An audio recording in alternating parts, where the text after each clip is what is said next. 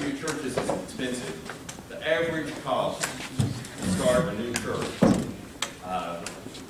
in mainline denomination, well, I'm saying the Episcopal Church. If a diocese wants to start a new congregation and to do it well and enhance the possibility of success, the diocese is going to put about $1 million into that new start over about a 5-year period. Anybody have any questions now about why dioceses aren't starting a lot of new congregations? It's very expensive. It's expensive for other denominations too. And so the question was, gee, we're putting all this money in, how can we lower the cost of doing this? And as we analyzed the failures, guess what the biggest thing we pointed to when a new start failed? Wrong leader. To use Mary's language, we had maintenance people, not leader people. And we'd have people that would, they'd get all excited about gathering a group of Episcopalians in this community. You'd get a group, and they'd get, 30, 40 people together, and suddenly they'd say, this is good. Let's pitch a tent. And let's stay here.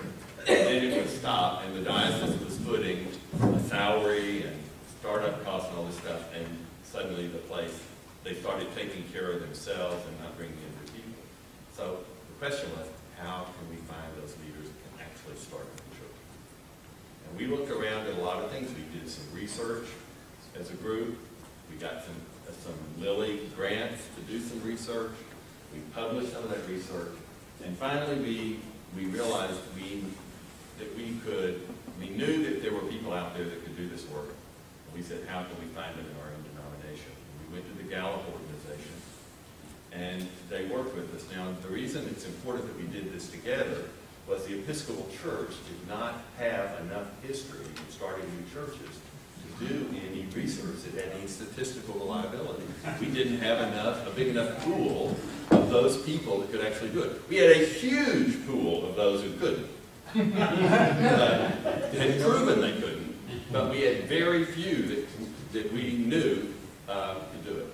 So, but together, ecumenically, we were able to put this together, and which means we identified those people who had started new churches that we would have liked to clone if we could.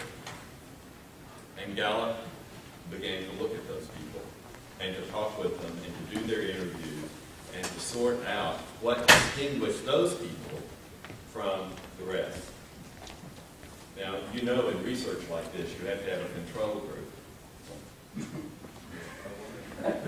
So this is just about the time that Kirk Hathaway's on the scene, and we're putting that data up on the web.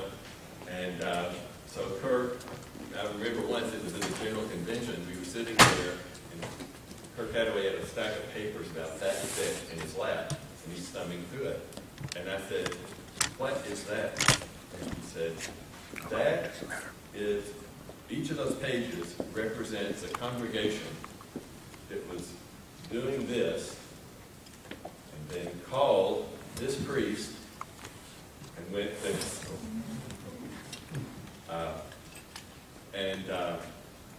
I swallowed and said, is this an extortion scheme? And then my second comment was,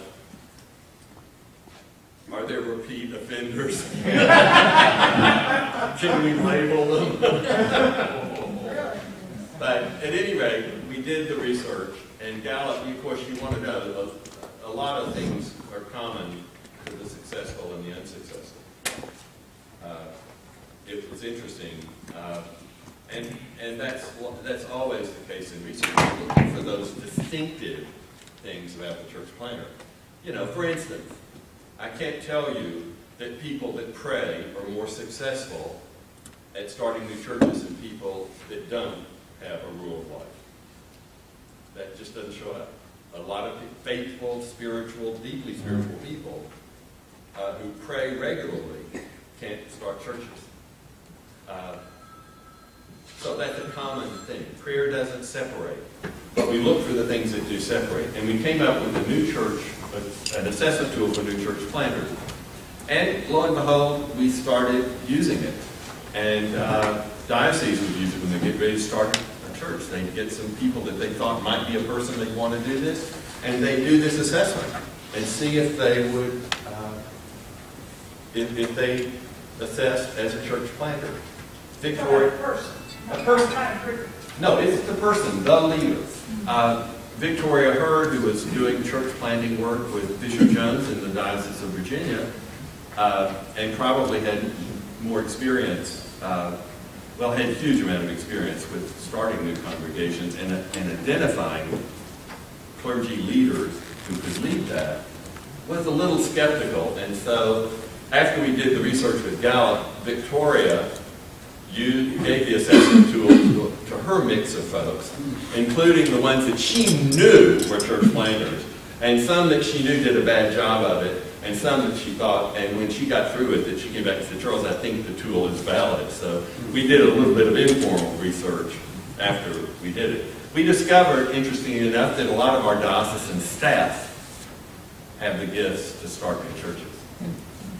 My explanation of that is, I think church planters are going to be restless in a maintenance situation.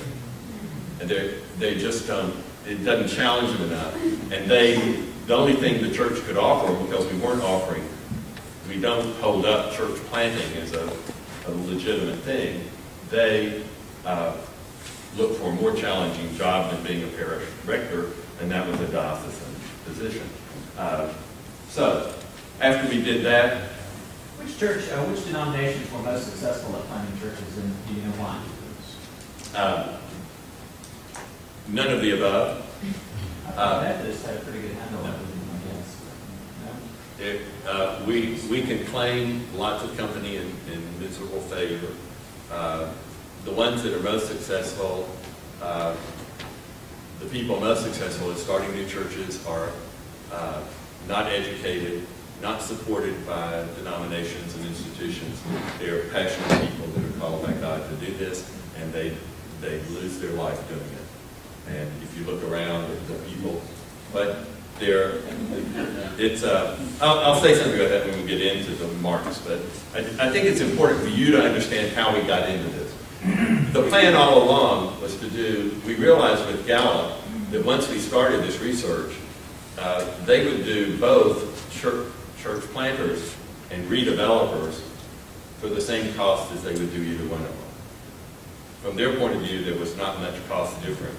So we planned all along first to do the church planter and then come back and do one to identify people that could turn a declining congregation around.